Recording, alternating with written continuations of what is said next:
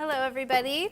My name is Laura, and I'm with Snohomish County, and today we're going to be talking specifically about our business inspection program and cover general elements of what we do as far as implementing this program, and a little history and all sorts of things. So we have program requirements, program history, the tools needed, inspection process, a case study on TMDL inspections, which were as a phase 1 subject to, and partnerships, lessons learned, and our program future.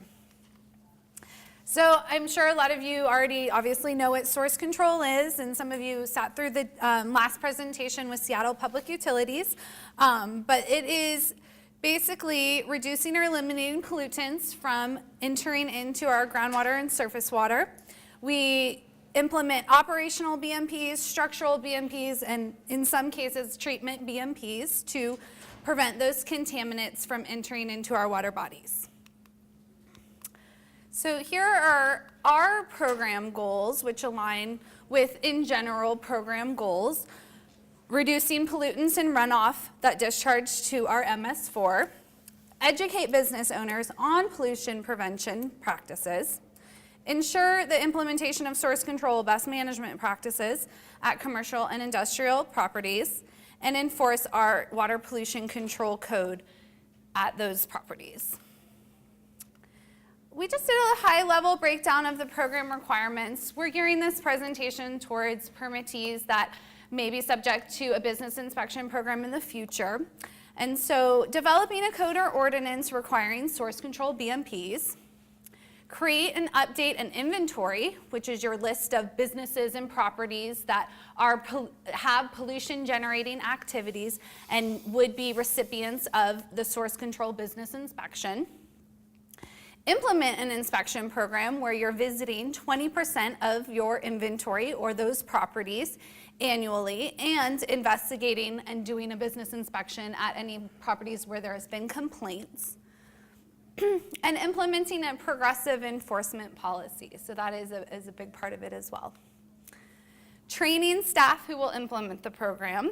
That's a permit requirement, but it also is something that's just critical because this job is surprisingly hard. They have a lot of different things that they have to do when they're out there working with different personalities and all of that. So the training is important.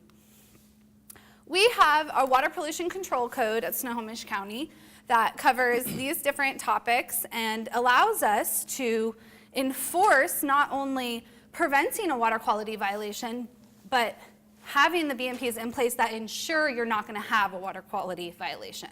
And so all of those BMPs are in our drainage manual that's referenced here and is not directly in the code, but a part of our enforcement strategy, so that business owners have a suite of BMPs to choose from that if they implement will be protecting surface waters. So our source control inventory, that is, in the permit it talks about the potential to pollute. So having the types of, you're storing chemicals, you're having the types of pollutants or any pollutant that we would want to prevent from getting into the water body. You're doing activities that are producing some sort of waste stream that we would be concerned about. You primarily have activities that were taking place outside or somewhere where there would be contact with rainwater and create a runoff situation. So the inventory is an interesting concept, and there is a lot of different ways that you can generate an inventory. And so one of the ways is using the parcel use codes, because it helps you identify which properties, which parcels are zoned for doing commercial activities. We have the ability to inspect permitted facilities, so industrial sites that are already subject under the Stormwater Industrial General Permit. We actually can go and work with them to ensure that they're in compliance with our program, not necessarily with the full ecology permit, but get out there and do business inspections. Here's a couple more. So these are all the different things, types of businesses that are a part of our inventory: commercial animal handling facilities and actually composting facilities as well. Multifamily units, those are townhomes, those are considered commercial properties, so we have done programs with those property managers and gone out and treated those as a quasi-business. And our mobile businesses, so there's been presentations on mobile businesses, carpet cleaners, landscapers, different types of mobile businesses. And actually the home occupations, so there's some places where you might have a small auto repair based out of your home. And so those would have an activity that is worth looking at as far as controlling the pollution there. Progressive enforcement. So here are the different, the steps within our progressive enforcement strategy. We start obviously with working with the person on site, having verbal conversations about fixing a BMP, improving the implementation, adding something. We work then to issue a correction letter so that they're aware of what they need to fix. A lot of times people have minor things, and so it doesn't necessarily warrant a full correction letter. So we categorize major and minor violation type things. We do follow-up inspections where we're validating that they've done the actions that they've said they were going to do. We, through our code enforcement department, give them official warning notices. So generally that happens after we've really worked with them and we've tried to give them technical assistance. We've tried to educate them. We've told them all the rules, all their options for BMPs, and they're still resistant. That's when they would get official warning, or we would jump even to notice a violation. Those aren't always sequential. So depending on the type of violation and how egregious it is or how they are to work with, they could be subject directly to a notice of violation, which has penalties, monetary fines. Staff training, I'm going to talk a little bit about the different types of training that we've invested in for our staff. There's a lot of trainings out there, and a lot of people have a CSOL training certification. The hazardous waste is really important because that helps them be aware of just a larger, broader base of regulations and of the different types of chemicals and waste that we're trying to prevent from getting in the watershed. We recently did this Certified Stormwater Inspector program, and I think it was relatively beneficial for the staff. It does renew on a 5-year cycle. And then there's the EPA inspector training, which we have done in the past and will continue most likely. And then there's some other trainings that I just put on here that we're really exploring, because as we find our staff out there working with the public and creating these relationships with businesses and property owners in general, they really need the communication skills and the awareness of how to read people. And so those are worth investing in. And then, of course, on-the-job training, so learn by doing. All right, I'm going to turn it over to Sean Hare, who has implemented this program for many years and knows all about it. Hi. Yeah, it's great to be here. Thanks. Really excited. I'm going to talk a little bit more about the history. So building up, we didn't start the inspection process until 2009, February 2009. But leading up to that, obviously there's a couple years of build-up. I mean, for you guys looking to implement a program like this, you're going to have to, come up with your inventory list. What do you have? So then it can you can determine how many FTEs to bring on, how much staffing needs, where you're going to go with your program.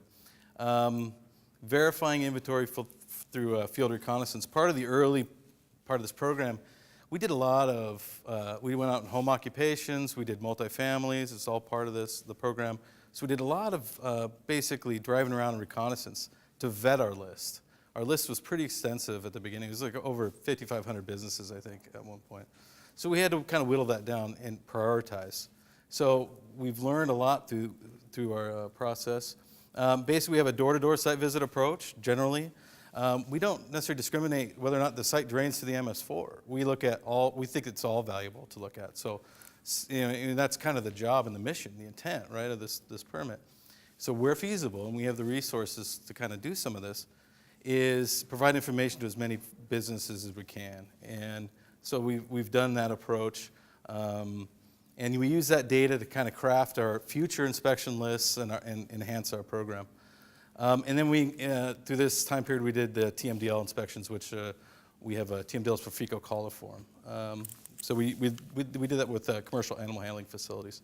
So this is kind of where we're at this next cycle.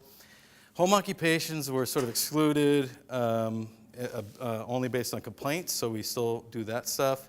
Multifamily is, again, the same line. You don't have to inspect them as part of your inventory list, but we do respond to complaints. Inspection prioritized. So all the data from 2009 to 2012, we used to help craft our list, and we're always doing that. And frankly, this year, we've kind of gone more to a land use list, so based on land use code. I think it's more predictable in the future. If you do individual business lists, in our case, there's so many, it's tough. They're always changing, but the land use doesn't change that much. In fact, the list will grow, but it doesn't shrink necessarily. So, but we can predict that and calculate that. And we did more TMDL business inspections in rural agrarian sites or animal handling sites this past summer, 2016.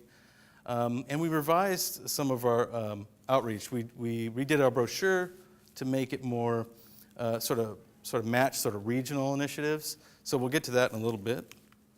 So here's kind of a terrible map of basically our site visits. This is all Snohomish County. We do unincorporated. So you can see a lot of the green dots in the rural areas or animal handling and home occupations, that kind of stuff. Inspection process, tools needed.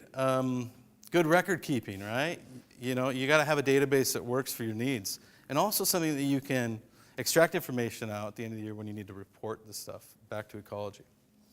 Program literature, always good to have out material that people become familiar with. So the next time you come out, people are going to be familiar with the terms and the material associated with your activity.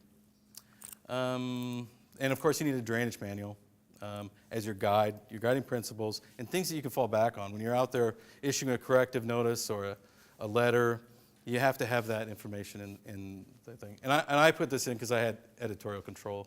Highly trained staff with excellent communication skills. We're always evolving, but so record keeping, this kind of, everybody's different. We listen to the Seattle Public Utilities, and they have an old access database. This is kind of an older system too. In fact, it's used primarily by our planning development services for permit tracking. But it had some automation capabilities, so we adopted it. It took a long time. It took probably a year and a half to adopt and adapt to our program needs. But you need this stuff. You need site address. You need to record your narrative. It's not just all checkbox. You're going to have interactions with folks. You need to store your pictures. You need to track your correspondence for reporting requirements. Letters, phone conversations, logs and all that stuff. Emails. It's all important to track.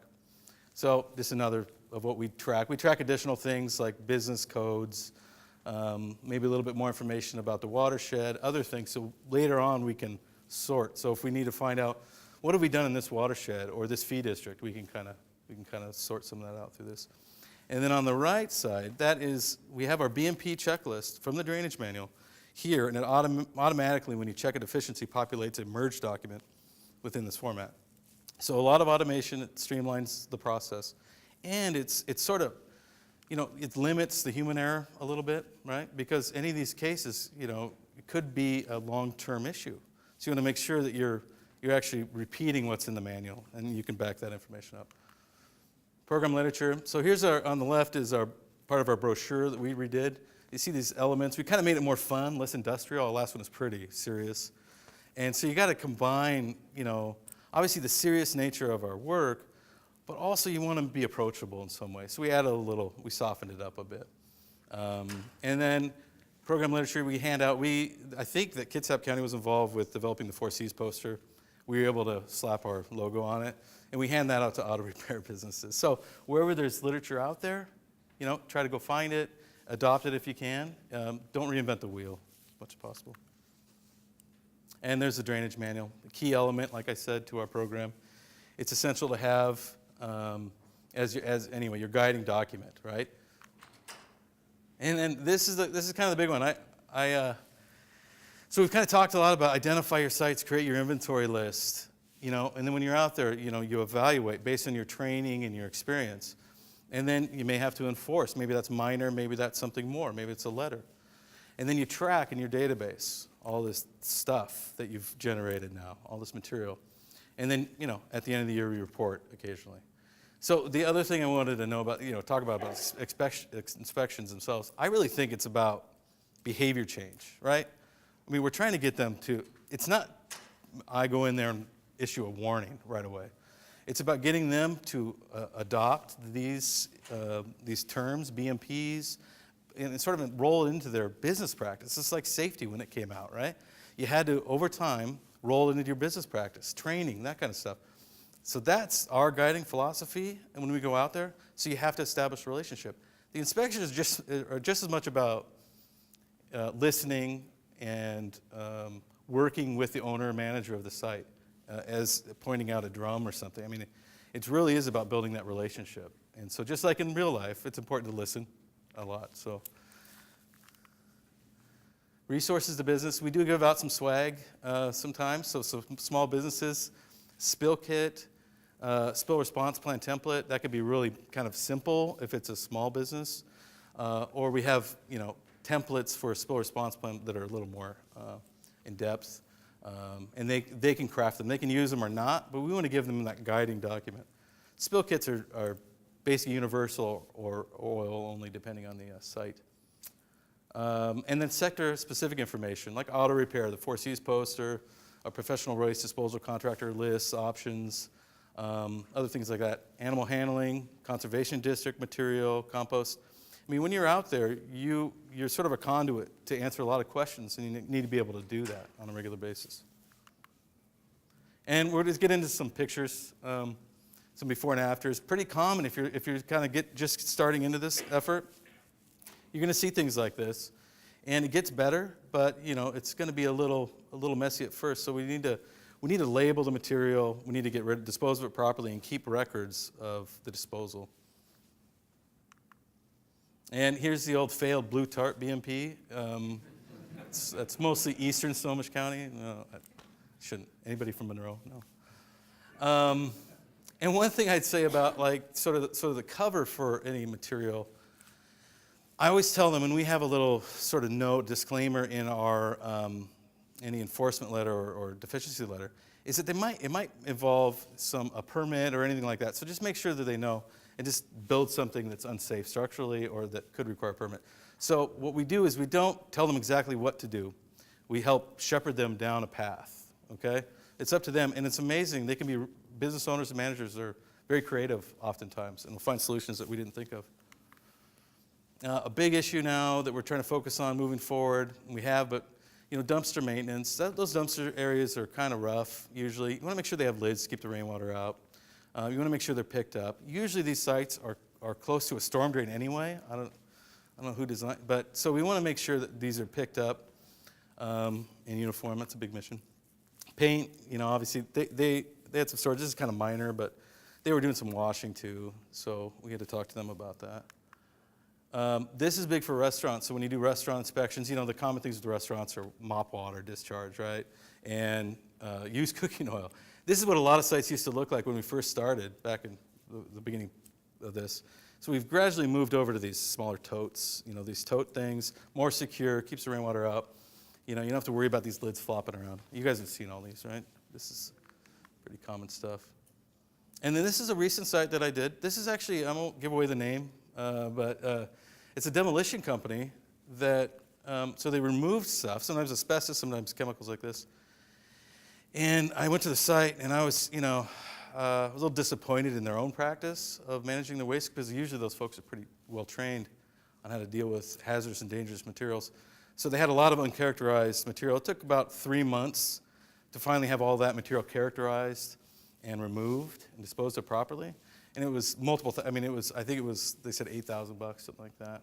So it becomes costly. And this is improper waste water discharge. You can't really see it. The little pipe here coming out of the bottom of the blue building is from a wash sink, hand washing sink, and it's an auto repair business. And so they had this draining to a sump pump with a hose that discharged about 50 feet from Swamp Creek. So we had them kind of change that a little bit. That's an empty drum, by the way. I know you guys, those of you who look at this stuff, you just like red flags. And then I did want to kind of touch on one of our exercises. So in Appendix 2, we have watersheds that are impaired for fecal coliform. And I listened to a presentation today from City of Paulsbo, I think, very similar. But so part of our job is to go out and inspect commercial animal handling facilities. So equestrian boarding places like dog kennels, chicken places, what are they called? Coops? The poultry farms. Well, it sounds good. Slaughterhouse, slaughterhouse is gross, all this stuff. And so there's some big challenges. And so in Eastern Washington, I mean, it's the same thing. We have a pretty large sort of agrarian farming community in Snohomish County. And the big issue overall is just manure waste disposal. We have limited options for disposal. We have some places, composting facilities that'll take it. There's like 5, maybe 5.5. So, I mean, this is a big effort. I'll go into a couple details. About 99 facilities. The list was bigger, but we excluded some. We used GIS and some pre-screening. 6 non-compliant. And so our non-compliant is sort of like, if it's an immediate threat to pollute, surface water feature, groundwater is tougher for us to gauge. But, anything over, we had to make some determinations based on other information and working with the conservation district. So anything that could pollute a surface water feature, a reasonable person would assume, we kind of worked with them a little closer. A lot of people could move their material to a different part of their property too. So 6 non-compliant, and the deficiencies, let's see, stockpile materials, yeah, manure waste, stable waste, big deal. It's all over the place, tough to manage. The issue with manure waste too is it's expensive to haul off. It could be upward $500 a month. If you get a dumpster thing, it's prohibitive for a lot of small boarding places and stuff. So we're very sensitive to that. I mean, we want to make sure we're not polluting and they're responsible. But this is complex, right? This is tough conversations. Sweep and clean animal areas. These are the main things that we would share with them. Slope to potential contaminants away from MS4 surface water features. Treatment of stormwater runoff. Exclusionary fencing, it's a big one. So how do you have to, basically for us, that's potential to pollute if animals have access to a stream or a ditch. And so, putting in fencing is pretty costly. The conservation district's great. They offer a lot of services, a hot tape, things like that to help get started. So this process, we work really closely with the conservation district. So we were able to refer more than just the 6. A couple didn't want their services, but a number of them that were minor for us over to the conservation district. That helps us and them. There's the barriers, accepting facilities, manure spreaders, right? There's time to spread on the fields. And labor and time for on-site composting. On-site composting bins, if you're going to do it the proper way, it's really costly to get started. And then it's sort of labor intensive to some degree. And oh, geez. Don't listen to that. Inspection implementation, inventory generation, reluctance, groundwater impacts.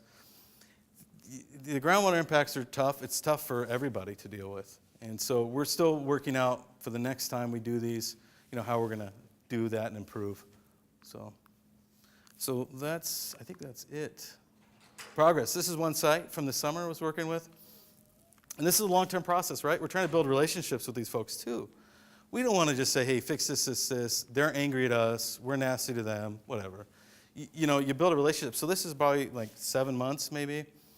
Start at the end of the summer. Recently, at their own expense, created this. They had a concrete pad and put up the ecology blocks. And they actually piped, this is a private drainage system. They piped that, and so really they blocked off that huge manure pile from entering that receiving water. Thank you. As Sean mentioned, we worked with the Conservation District and and other partners. So we really couldn't wouldn't have as successful as a program without partners. And some of the benefits of working with partners are reinforcing the common messaging, providing consistency for business owners, providing options for business owners, because sometimes they do want to work with maybe a less threatening group or a non-regulatory, or they have reservations with working with county officials. Leveraging efforts and funding. We've been able to, see areas of overlap and create efficiencies where someone else is already doing that, so we can scale back or scale up. And it promotes inclusion. We really want to have everyone have a stake in this game. And so some of the partners that I listed down here that we work with, we also worked directly with our ag board at Snohomish County, which was really successful because we brought them in early and informed them of, this is our plan, this is what we're gonna do specific to the animal handling. And so those leaders were already on board, and they weren't scared of, water quality violations and some of the things that maybe they would see a letter and think, I don't even wanna let that entity on my property. Some of the things that we've learned, behavior change is slow, but it's possible. And so I think Sean has mentioned, really fostering that relationship and working with them, building that trust, because they need to understand that a lot of times we care about safety. There's other benefits besides water quality, and sometimes you have to sell those messages as far as preventative maintenance, reducing your, impact at your site, and you're gonna actually save money for your business. And so we like to talk about those other things as well. Business owners and managers change frequently, and that is something that is a huge challenge, just like in private drainage facility inspections, where you've been working with a property manager and they no longer work there. The owner changes, the business opens, it closes. And so just keeping up with who the right person is to talk to and who can make those financial responsibility choices is a challenge. Like I said, businesses close and open. That's been something, one of the reasons that we switched to a parcel-based approach was because just knowing and tracking all the businesses that were no longer active in our inventory because they went out of business or they moved out of our county or something is a labor-intensive exercise. Resource availability varies greatly. You never quite really know what people's profit margins are. We heard a lot of stories from the equestrian facilities that there was hardly no profit, literally. So some of these businesses are doing it because they love the work and they're not making huge amounts of money. Others have lots of money, so it's hard to gauge of who can really afford to do what and when. BMPs need to be site-specific and customized. And so, like Sean had mentioned, we want to give them options, but we don't direct them to anything in particular. You have to do this one, because they do come up with creative things, and they get to understand their site in more detail and choose the right BMP that's going to have the outcome that we want. We have a lot of future goals for where we want to take our program. We definitely are interested in increasing regional coordination and working closely with other phase 1s and phase 2s that are hopefully going to be coming on board with doing business inspection programs. We want to target and prioritize business sectors even more. So we already do a lot of that, but for example, we're continuing to inspect restaurants. Well, our health department also inspects restaurants. Maybe that's an area where we can pull back from doing a lot of those and focus on other sectors that aren't getting as much attention. Recognition and incentives for compliance. We've really thought a lot about this and how we want to, give awards or do something for the top performing businesses. We want to, potentially provide incentives for businesses that maybe can't afford to do some of the better BMP implementations. it's a tricky thing because sometimes people want recognition and sometimes they don't. Do you want to be most improved business for implementing source control? I don't know. So we haven't quite figured out exactly what program we want to do, but we want to do one. We want to share and support phase 2 permittees. So we are really, we've been doing this a long time and we feel as though we have a strong program and we want to be a resource to people that are going to be launching a program, even to Eastern Washington permittees as well. And we want to work collaboratively internally within our own agency. We're a relatively big agency, about 3,000 employees. And so some of that interdepartmental stuff is really important. We want to work with outside agencies, and we just want to continue to engage our business community. We also plan to evolve to meet new permit requirements. So we recognize that, there can be changes to this and there could be, a place to take this to the next level. And so we want to be a part of that change. So in conclusion, here's some different things that we've sort of, to wrap up, program planning and development is really important. Don't just send inspectors out there. You really need to think about how you're going to properly track your information in a database, what type, your business inventory, what is your potential to pollute, and those different businesses, your materials that you're going to distribute, and whether or not they're effective and whether they're sector specific, and targeting those specific sectors.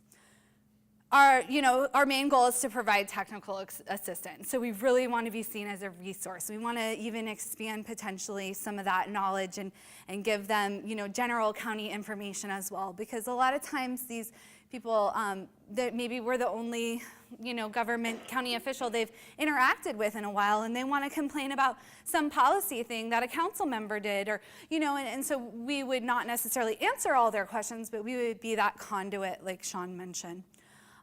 Be consistent and reliable in providing services. We don't want to negatively impact any sectors or target anybody, any type of business more so than the other. We want to, I want all the businesses feel as though they're getting a service from us.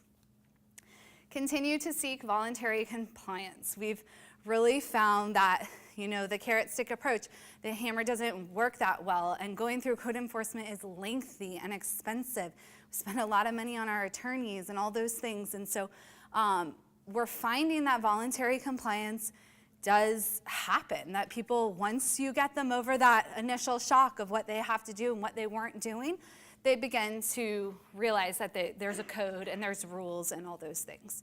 We do, using progressive enforcement when needed is important because people have to know there's consequences. And one of the things that we really try to teach and tell people is, you're externalizing your costs on the environment. Your business is saving money because you're polluting, and we can't let you get away with that without letting everybody, we need to raise that standard for everyone. We want to continue to establish trust and rapport with businesses. And we do that through just being available to them, following through when we say we're going to follow up in 30 days. We do, because we want them to know that we're not too busy. We haven't forgotten that we're going to have a long-term presence in their business world. And learn from others and learn by doing. So one of the things is you never really know what exactly is going to work in your community until you try it. And so sometimes something that works really well somewhere else is not going to be as well received in a different place. Urban versus rural, you really have to think about those things, and sometimes you just have to change direction, try something different with the business to really get them to resonate with your message. All right, so that's our presentation, and we're ready to answer any questions.